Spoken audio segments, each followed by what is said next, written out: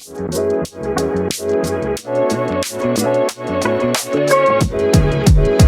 everybody, thank you so much for joining me on this journey and learning about the Content Prism. And I just wanted to share with you the thing that I believe will change your business dynamics when it comes to creating content so that you can show up online both often and with quality. Every business really has two big problems. How do I meet new people and how do I stay top of mind?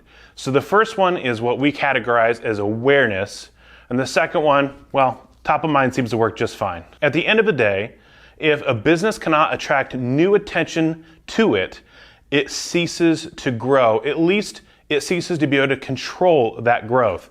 Obviously, most businesses do grow by word of mouth, but that is not controllable, and it's not predictable, and it's not scalable.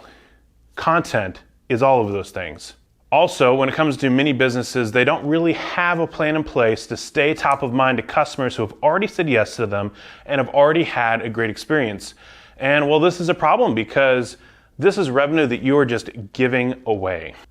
All of this stuff falls within the guidelines of what we call content marketing, which is what my company does. And let's be honest, a lot of people have a lot of misconceptions about what content marketing is, and it is not sales. Now, it can help out sales, it can drive sales, it can create, more money, but at the end of the day, what it really is putting your business story out into the world to get noticed, and it is also intended to develop trust with the people who find you. Now, this is why content quality is so important, because let's say you get someone's attention, awesome, but when they show up on your website or visit your social media page, if they don't get value, you will lose them. So it's important to start with the fact that this is a way to build a relationship with a potential customer or maintain a relationship. It is not specifically sales. Sales is a salesman or a sales process who reaches out and asks people for money in exchange for a service. This is a value exchange. You're providing value to a client, and in turn you gain their trust and potentially their business as well. So the Content Prism solves two problems, both for CMOs and for small business owners, which is creating enough quality content that people really love what you're doing and understand what you're doing when they show up to your website or social media page, but also having the quantity to be able to rise above the noise of just the millions of creators and content out there in the world. Now quality is subjective, but we can certainly work on the front end to make sure that it brings the most value to our potential clients by doing the proper research and presenting our information well and clear so that it connects with that potential audience and really speaks to them specifically. Now, the way in which we start out on the right foot is making what we call long-form content. Long-form content can be a variety of things, but things that just kind of pop out as obvious ones are video and audio podcasts, long blog posts, white pages, sales decks, videos that are over 3 minutes in length. All of these would be long-form content, which you're pulling your micro content from. Now, this is super helpful because then you can pour most of your creative energy and effort into making sure this long-form content is of quality. It's also really great because it's very respectful of people's time. If you're pulling in, the CEO or a founder, or just grabbing people from their desks while at work, you're going to want to make sure that you get what you need and you're able to squeeze as much juice out of that interaction as possible. And so, being able to create some long-form content that is packed full of value, is entertaining, and is a good use of the person's time that you're getting that content from, is so important, especially if you want this to work long term. After you created this long form content, which can stand on its own in every single one of these platforms, you have the opportunity to turn that into micro content.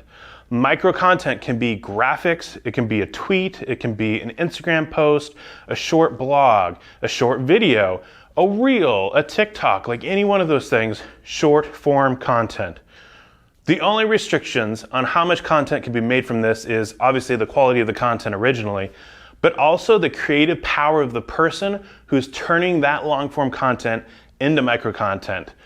A person could turn a video into 5 videos, Or a really talented person could turn that one video into 30 posts between graphics, videos, photos, and now you've gone from having a couple of extra pieces of content to having a month's worth of content to be able to show up over and over and over again every single day.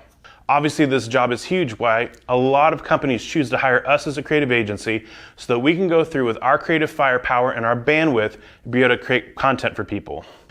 The final part of the content prism is what I call the reverse prism, which is where you take all these traffic sources, whether it's Pinterest or TikTok or Instagram or LinkedIn, all need to drive one interaction. And why one?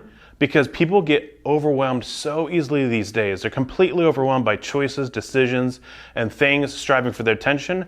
Just have them do one thing. So for example, if you wanted to build an email list so you can continue to develop a relationship with people, you have all these social media sources pushing towards a page dedicated to getting people to sign up for your email newsletter. This gives you a chance to continue to build the relationship, and it makes it super clear what you want people to do. You just want them to join the email newsletter. And that's amazing because at the end of the day, an email newsletter is one of the few places where you own the customer's information and you won't wake up the next day with a change in algorithm that seriously chips away at your revenue. So we've taken our quality long-form content, we've taken it through the content prism, and it's been split up into just a lot of micro content. And all that micro content has then pushed towards a single action of what you want to happen with the traffic. The final part in all of this is just really understanding the impact this could have on your business. So let's just say, for example, we have a reach of say 300 on every post that we do, right? Not super high, but just, let's just pick a number.